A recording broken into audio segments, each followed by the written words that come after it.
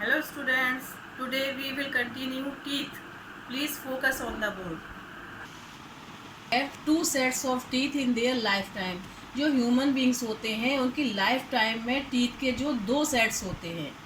In a child from the age of 6 months to 8 years 20 milk teeth grow. जब बच्चा छोटा होता है यानी जब उसकी एज 6 to 8 years का होता है तो 20 मिल्क टीथ ग्रो, तो 20 दांत जो हैं वो ग्रो करते हैं. Which are the temporary set of teeth, जिसको टेम्परेरी सेट ऑफ टीथ कहा जाता है. These milk teeth are replaced by a permanent set of teeth after 6 years of age. ये जो 6 साल के बाद में ये जो मिल्क टीथ होते हैं ये क्या होते हैं, ये निकल जाते हैं यानी टूट जाते हैं और उसकी जगह परमानेंट सेट ऑफ टीथ आ जाते हैं. These are 32 in number. ये जो परमानेंट सेट ऑफ टीथ होते हैं इनकी जो संख्या है वो 32 होती है. 16 इन ईच जॉ. और आप सबको पता ही है, जैसा कि आप जानते हैं कि 2 जबड़े होते हैं जिसमें से एक जबड़े में 16 टीथ होते हैं.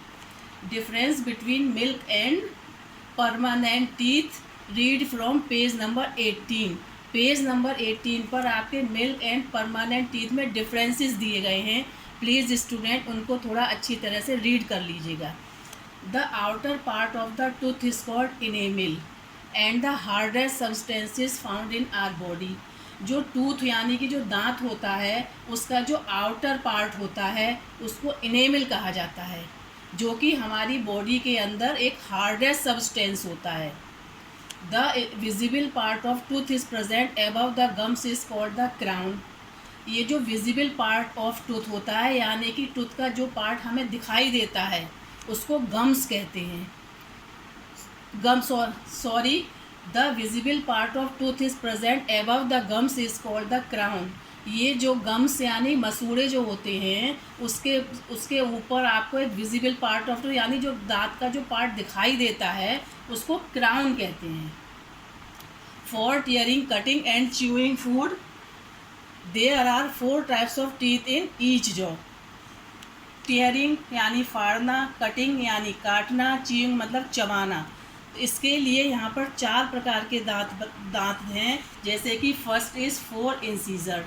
4 जो है वो इंसीजर्स होते हैं for biting and cutting food, जो कि फूड को क्या करते हैं, बाइट करने का और कटिंग करने का काम करते हैं.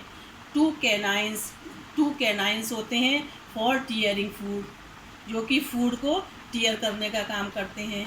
4 प्रीमोलर्स एंड 6 मोलर्स. ये प्रीमोलर्स और जो मोलर्स हैं ये for crushing and grinding food. ये फूड को क्रश करने का और ग्राइंड करने का काम करते हैं. Care of teeth. अब टीथ को की केयर कैसे की जाती है.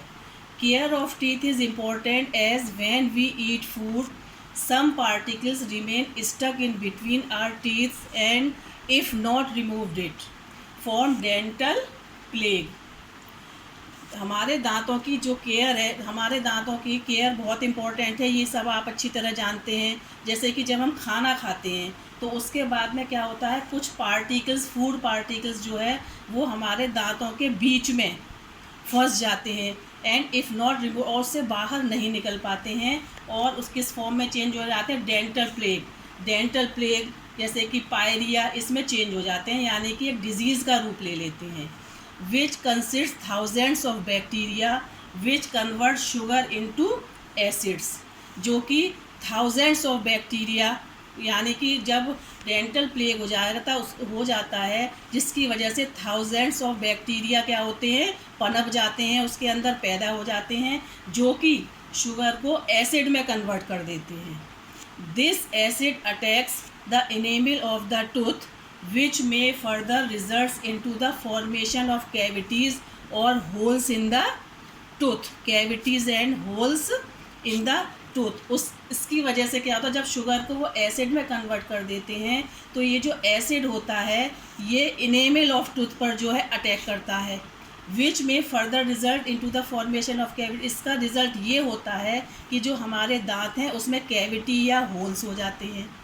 दस it is necessary to brush our teeth after eating anything और at least twice a day. इसलिए ये बहुत ज़्यादा ज़रूरी है कि कुछ भी खाने के बाद हमें अपने दांतों को ब्रश करना चाहिए, और नहीं ज़्यादा से ज़्यादा दिन में कम से कम 2 बार तो हमें अपने दांतों की सफाई करनी चाहिए। Thank you.